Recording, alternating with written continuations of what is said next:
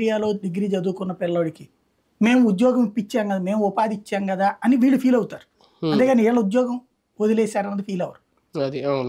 అది చెక్ పెట్టారు అక్కడ. అది నచ్చలా దానికి.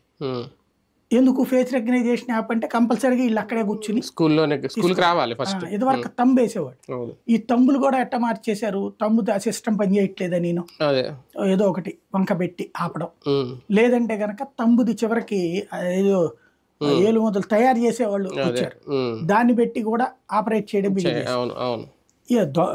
దొంగకి 64 దారులు, ఒరిజినల్ గా ఒకటే ఉంటుంది. ఇక్కడ వీళ్ళు దొంగలు కాదు, టీచర్లు. కానీ అట్లాంటి తప్పుడు పని చేసేటటువంటి వాళ్ళకి అదో బెనిఫిట్ అయిపోయింది. దానికి చెక్ పెట్టారు, అదొక సమస్య కూర్చుంది. మూడో వచ్చేటప్పటికి ఈ స్కూల్లో పనులు, ఇది బాత్రూమ్ చూడాలా, ఆహారం చూడాలి, అట్లాగే అటెండెన్స్ కి సంబంధించిన ఇది పెట్టాలి, ఇవన్నీ తమకు బర్డెన్ అన్నటువంటి ఫీల్ అవుతారు. సాధారణంగా మనం ఉద్యోగం చేస్తే 8 గంటలు ప్రైవేట్ దాంట్లో, వీళ్ళకు ఉండేది ఏంటి